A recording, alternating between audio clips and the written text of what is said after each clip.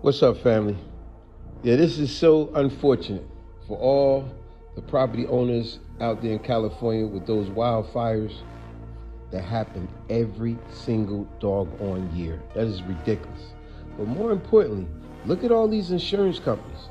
Did a lot of y'all know that a lot of these insurance companies were dropping policy owners days before the fire? What does that tell you? Think about it. What does that tell you? They knew something was in the making. Just like when all other nonsense going around the world and you find out all these big guru jokers dropping all their, selling all their stocks, and then that stock crashed days later. Think about what I'm talking about. All of a sudden, insurance companies were like, "No, we dropping these policies. We dropping, just dropping multiple policy owners." You see what I'm saying? But think about this. All the years that you pay insurance, especially over in California, you know how high it is. It's higher everywhere, but still, California is ridiculously high. You see, all the insurance, all you do is just pay, and every year you pay these high premiums, and every year it never goes lower. You just get a notice by the end of your policy that your next policy renewal is going to be even higher. You never get nothing in return, right? It's almost like the statement Chris Rock said many years ago. Insurance really should just be just in case shit happens. But guess what? Shit did happen this time. People's houses burned down like crazy. And like I said, every year. We seen videos of people setting these fires. It's ridiculous. But now that means these insurance companies, they got to pay out now. See? It's always been a one-way street with them. It's just you keep paying every month, all year, and your policies go up. But now they are in a crisis themselves. These insurance companies got to pay out big time. But somehow they're going to move the goalposts. Somehow they're going to change the laws and all kind of other nonsense so they don't have to pay out. Using my moratorium power to stop all non-renewals and cancellations. Last night, I issued a bulletin to protect homeowners affected by the Palisades and Eaton fires from non-renewals and cancellations by your insurance companies for 1 year, under a moratorium law that I wrote while I was serving in the state Senate. This covers you even if your home wasn't destroyed or damaged in the wildfire. You can visit insurance.ca.gov to look up your zip code if you are near these wildfires and obtain that protection.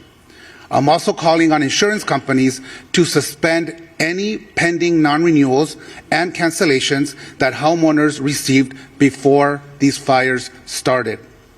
This means that if you've received a non-renewal from your homeowner's insurance between October 9th and January 7th, essentially 90 days, your insurance company should do the right thing and retain you as a valued policyholder.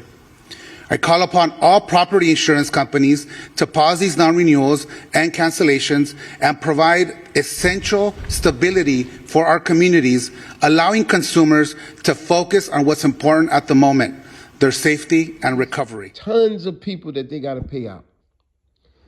Listen, let me tell you that like this. This is what I would tell anybody out there.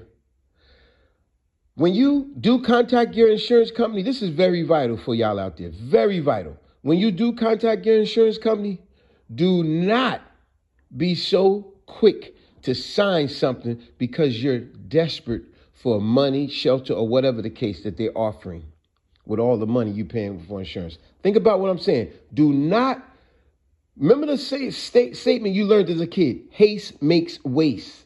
Do not rush to sign anything because this is what's really going on with some of the policies they're going to try to give y'all now. They know you're desperate. They know these policy home owners are desperate. They know that you're desperate, so they finagle some type of hoodwink scheme into some type of deal that they want to give you. And when a desperate person are normally signed under duress. Do not sign under duress. Matter of fact, that could be the word of the day, duress. Don't have nobody have you signed to something under duress. And that's how most people are right now, right? So read whatever paperwork is sent to you, mailed to you, or when you're sitting in their office, take your time. And you tell them, look, I'm not signing this in no couple of seconds or minutes. No, I need to take this home. I need to go over this with my lawyer. I need to go get a lawyer, or I need to go through this with a fine comb. But most importantly, do not sign nothing under duress, and don't rush to sign nothing. Strategize, because that's what they're doing when they're giving you these bogus deals or whatever that they claim they're going to help you out, which they never going to help you out. Hey, think about it, folks. Don't sign under duress. And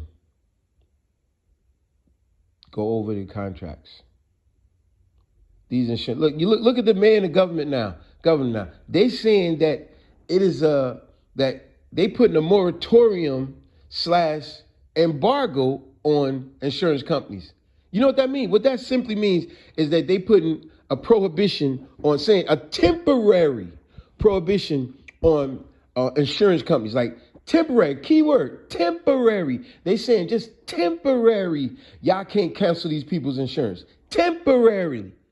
That just means the next day, next week, next month, whatever, or until they could make it last, until they could stretch it out long enough.